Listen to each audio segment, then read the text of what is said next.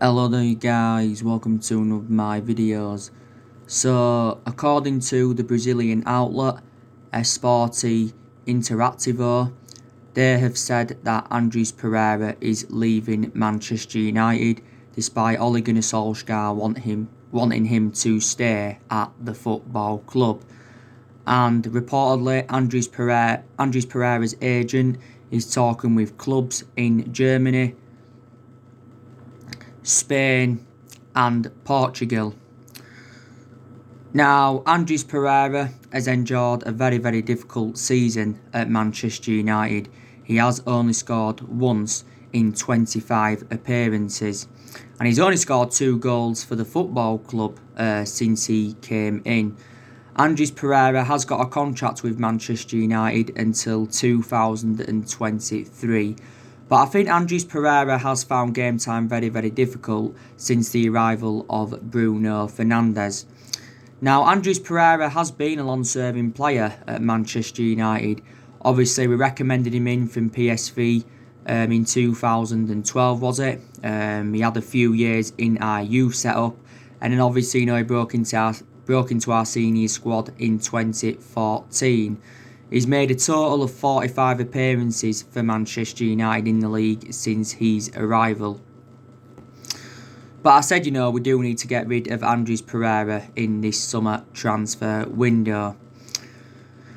Don't forget, Andreas Pereira did have loan spells with Granada and Valencia, so he's already played in Spain. So, yeah, it's looking likely, Andreas Pereira is going to be leaving Manchester United. And he's only very young. We have seen a hell of a lot of players leave since Ole Gunnar Solskjaer got recommended into the football club. Obviously, the most recent player to leave was Alexis Sanchez.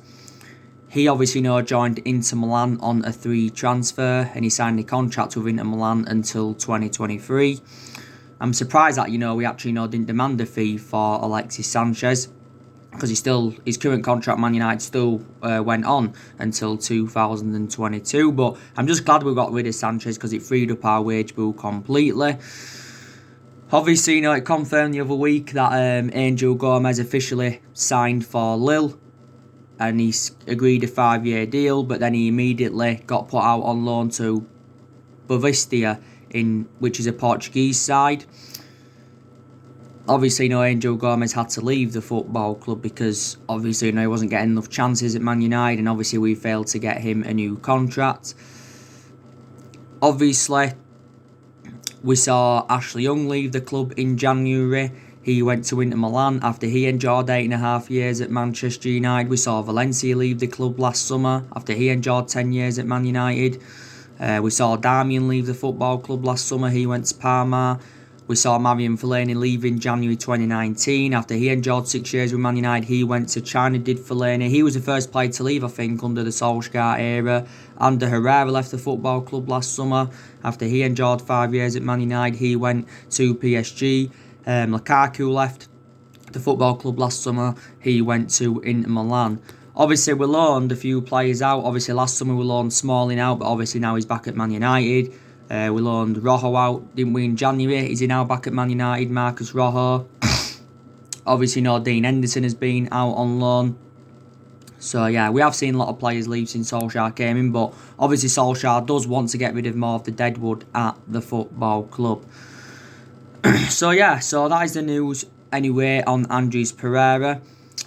Now, I want to give you some breaking news on Odion Ighalo.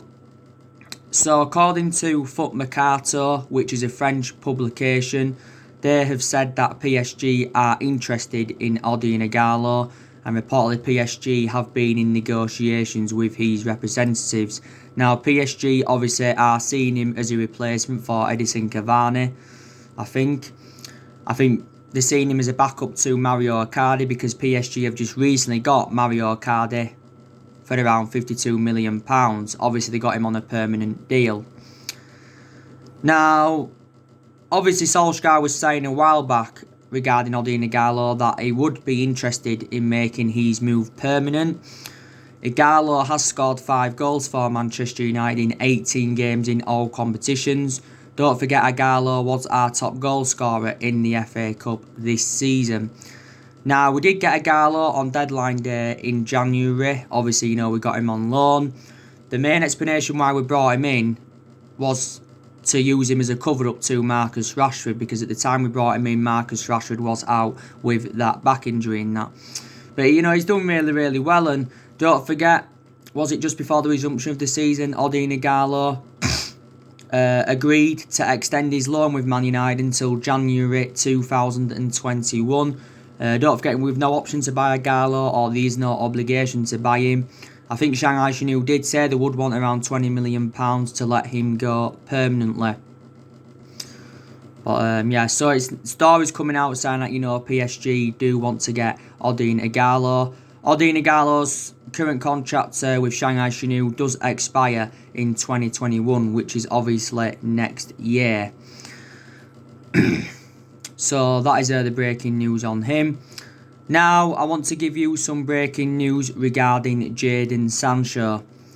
So it looks like now Jadon Sancho to Manchester United is officially over, because Borussia Dortmund's CEO has come out and said that Jadon Sancho's transfer to Man United is over, and the CEO has said that Sancho is going to be staying at Borussia Dortmund.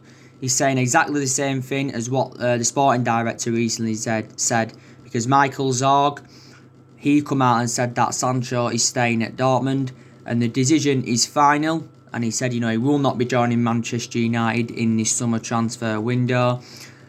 And he did recently say that Dortmund had secretly extended Jadon Sancho's contract until 2023. Now, don't forget, Borussia Dortmund made it clear that, we had until the 10th of August to sign the player. Obviously, the 10th of August is now gone, so we missed out on the deadline to sign the player. But, there's United fans that have got different perceptions on it. Some United fans think Sancho at Man United is still a possibility, and there's some Man United fans now that have fully disregarded it. There's also been stories coming out recently saying that Real Madrid and Barcelona could enter the race for Sancho next year if we fail to sign him in this summer transfer window. But throughout the course of this Jadon Sancho transfer saga, like I've said before, Borussia Dortmund have remained ruthless over their valuation. Obviously, they've said that they want over £100 million. I think Borussia Dortmund's valuation is around £108 million, and Dortmund have been looking for like £90 million up front. But we're not willing to pay what Dortmund are demanding. I think it said, we're only willing to pay like 60 or £70 million up front for Sancho and that. The other week, it was looking very, very imminent that he was going to be coming to the football club, because Fabrizio Romano, who's a very reliable Italian journalist, he said, didn't he, that Sancho has agreed personal terms with Man United.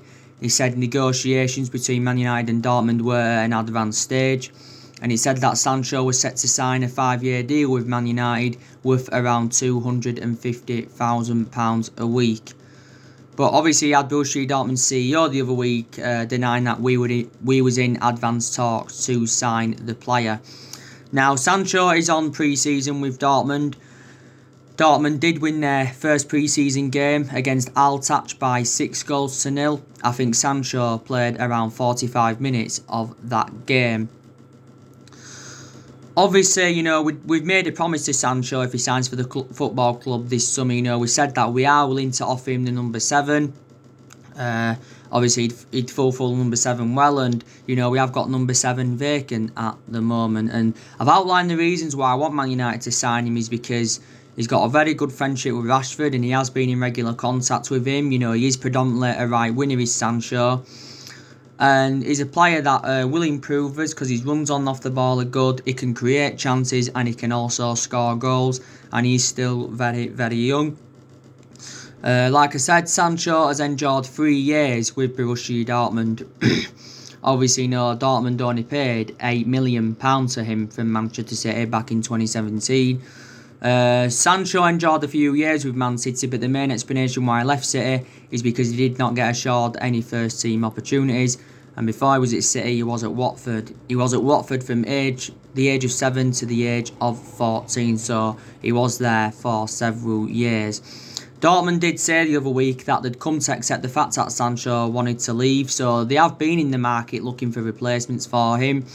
Obviously, we've been looking at a lot of alternatives to Sancho because I will make an admission, these cheaper solutions than him. Recently been looking at Ousmane Dembele from Barcelona. We've also been looking at Rabbi Matondo from Schalke. We've been looking at Douglas Costa from Juventus. We've been looking at Kingsley Coman from Bayern Munich. We've inquired about getting him on loan.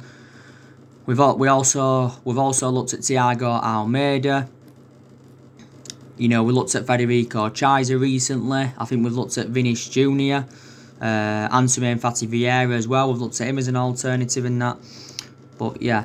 So actually now it's looking likely that Sancho's going to be staying with Borussia Dortmund because he was coming out yesterday saying that he's happy to help young players develop at Dortmund. But Borussia Dortmund have let quite a few of their players go to the Premier League in recent years, like I've mentioned before. There's also players that have let go who didn't go to the Premier League.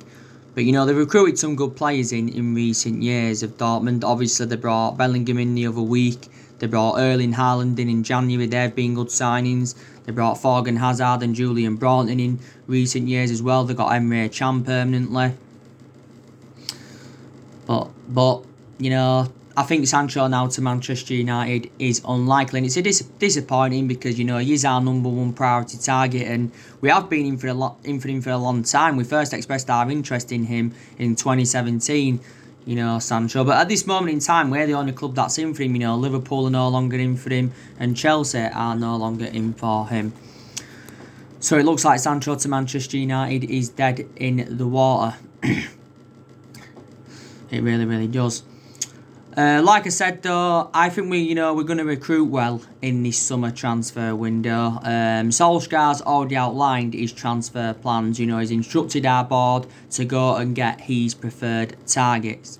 And Solskjaer said he wants Manchester United to make at least 3 signings in this summer transfer window. And I think Ed Woodward has said he wants Manchester United to make around 3 or 4 signings in this summer transfer window. And obviously Solskjaer's already identified the areas in the squad where he does want to strengthen up, because there's still deficiencies in the squad. Our transfer budget's already been revealed. Obviously, we've got around £140 million to spend in this summer transfer window and that. But like I said to you before, big decisions have got to be made in this summer transfer window of what players we're going to recommend in and what players we are going to get rid of. There has been so many players on our agenda, not only Sancho and all of that, Grealish, he's still on our agenda. There were stories coming out yesterday saying that we're now interested in Ben Chilwell. Obviously, we're still in for Kalidou Koulibaly from Napoli. In recent weeks we've been in for Gabriel Magalhaes from Lille. So yeah, there's been so many players on our agenda. But like I said, I think we're going to get rid of quite a few players in this summer transfer window. So we get rid of players, our transfer budget will increase. I think Jesse Lingard, he's expected to leave the football club. I give you the news on Jesse Lingard yesterday. He said that Solskjaer wants Lingard to stay, because obviously Solskjaer is a admirer of Lingard because he coached him as a youth player. But I think we'll have to end up selling Lingard. It said recently that we'd put him up for sale.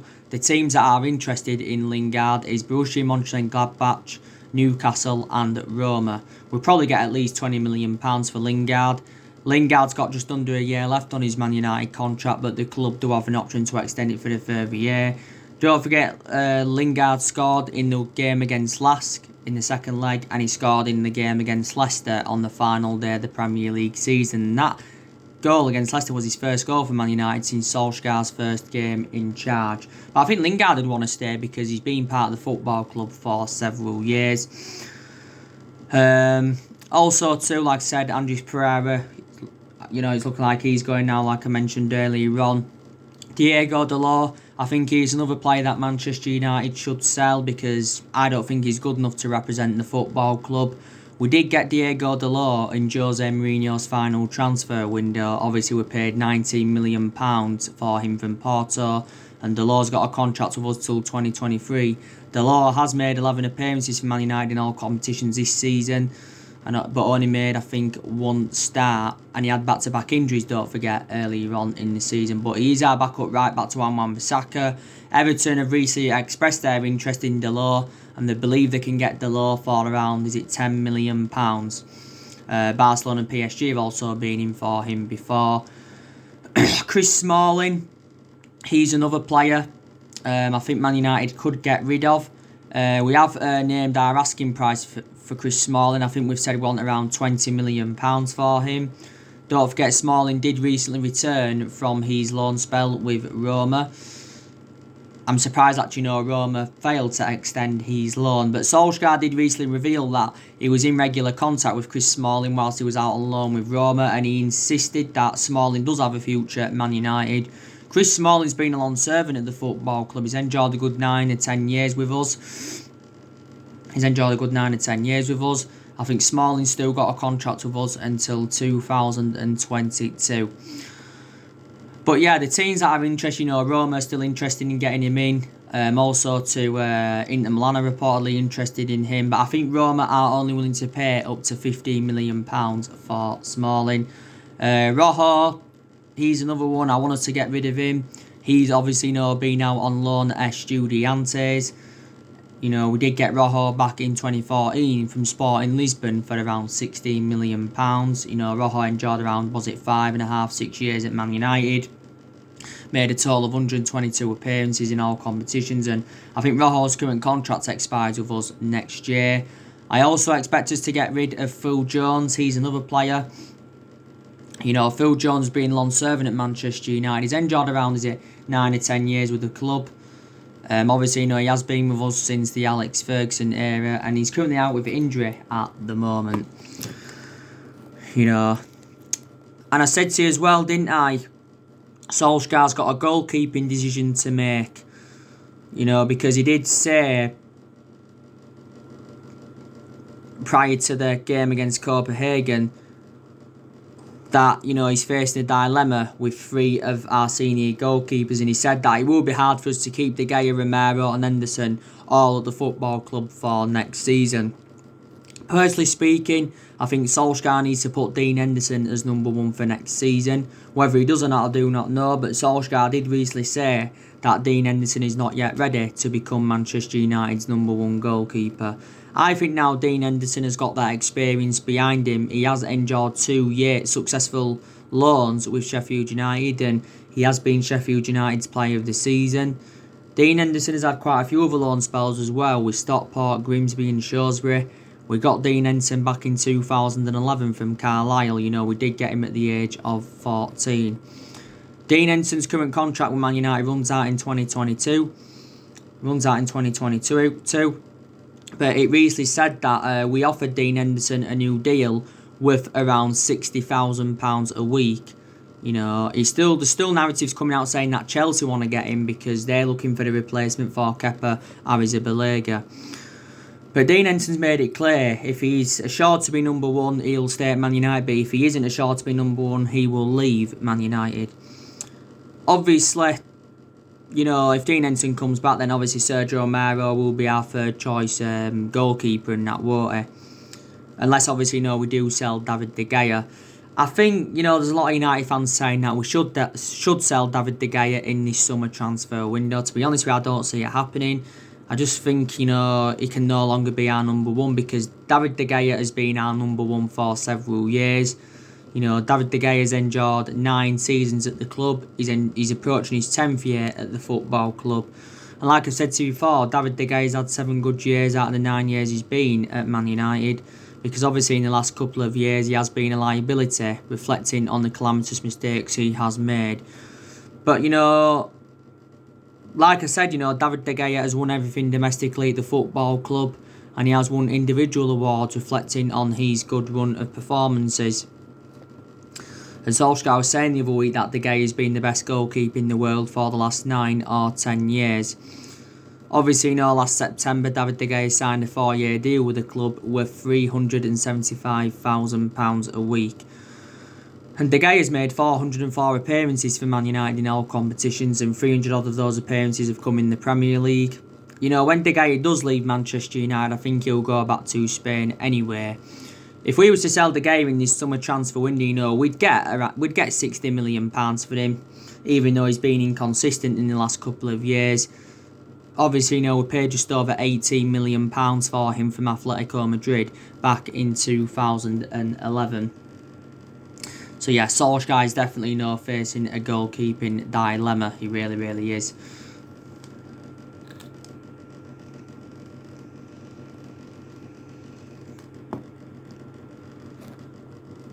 He really, really is in that. But I've got to say, I'm just very, very delighted that Ole Gunnar Solskjaer has proved all these critics wrong. Because he has proved his critics wrong. Because earlier on in the season, I was very, very critical of Solskjaer, and so too a lot of Manchester United fans. Because earlier on in the season, we enjoyed our worst start ever to a Premier League season for 30 years. And at that point, you know, Solskjaer was close to getting sacked as Manchester United manager. But I think this season, so far, Ole Gunnar Solskjaer has exceeded his expectations. Obviously, you know, we got qualification for the Champions League, and I said how important Champions League was for us, for, you know, our players, attracting players in for the financial structure. We also finished third, which I thought was a fantastic achievement. And obviously, you know, we have progressed to 3 semi-finals. We got to the EFL Cup semi-final, the FA Cup semi-final, which we unfortunately lost both of them. And obviously now we're into the Europa League semi-final. But Solskjaer said that Europa League semi-finals are not good enough. And he's confirmed his plan to ensure that Man United get to the final. And he said our players need to use hurt from our two semi-final defeats before. So Solskjaer has definitely exceeded expectations, but obviously, you know, the big test for Solskjaer is next season, because next season he's going to have bigger expectations to exceed. He really, really is.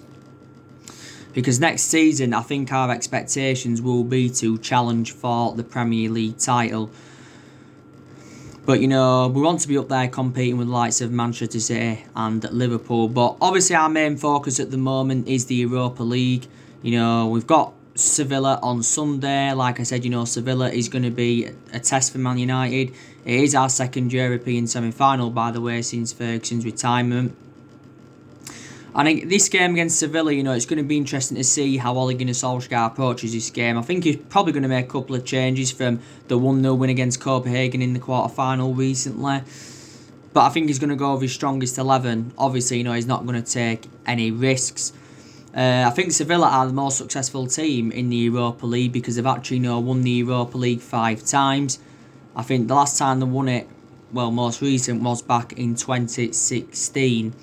And the last time we played Sevilla was back in the last 16 of the Champions League back in 2018. It was 0-0 at Sevilla's ground, but then obviously, you know, they beat us 2-1 at Old Trafford. They beat us 2-1 at Old Trafford in that. Obviously, you know, Sevilla knocked Wolves out in the previous round, 1-0.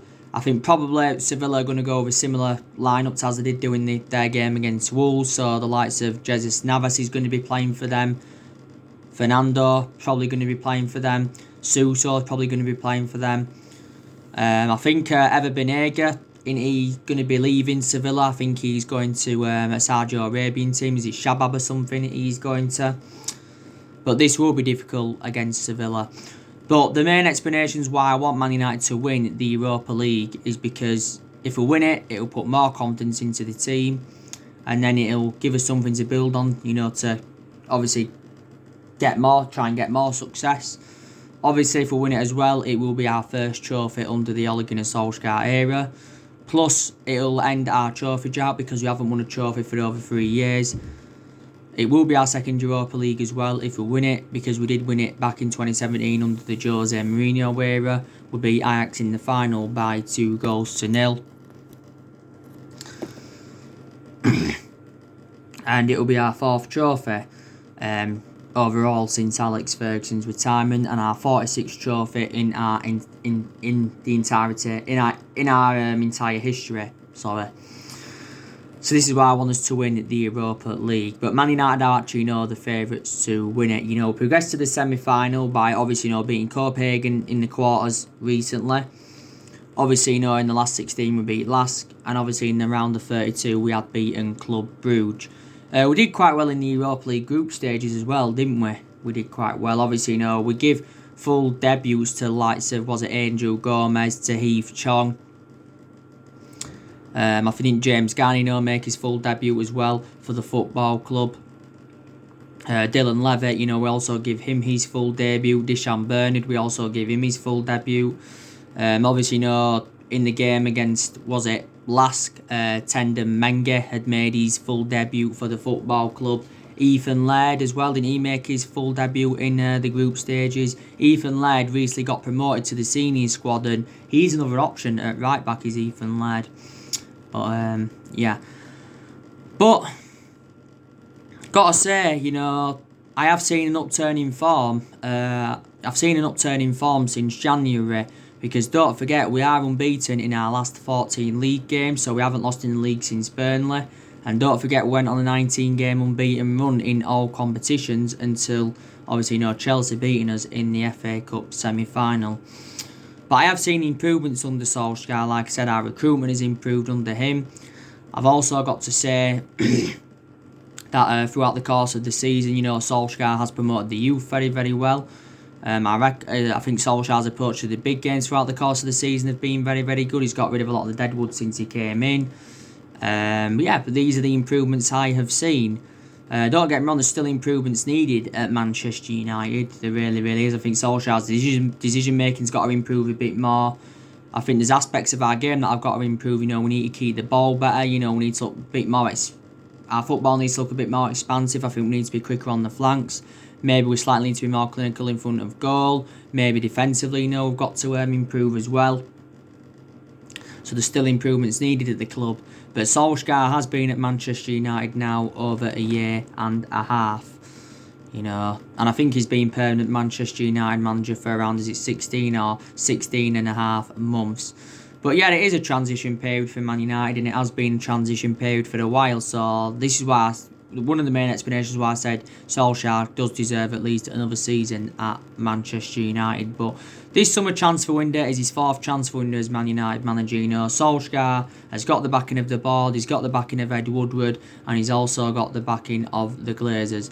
Solskjaer has made some good signings so far. So far he's made 4 permanent signings at the football club and spent just over £200 million at Man United. And like I said, I think Solskjaer's got just under 2 years left on his current contract at the club. He'll definitely see out his contract. Obviously, if things keep improving, then there might be a possibility chance that we'll enter negotiations with Solskjaer over getting him extending his contract and all of that.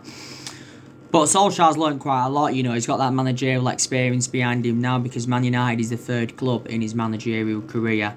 Obviously, before he was at us, he was at Molde. And before he was at Molde, he was at Cardiff. Don't forget, Solskjaer did manage the Manchester United reserve team for a couple of years. So he did watch some of this team at this day and age grow and develop. You already know the news regarding Paul Pogba. Contract talks with Man United and Pogba are expected to happen after the Europa League. I think we're looking to get Paul Pogba, is it like a 3 or 4 or a 5 year deal?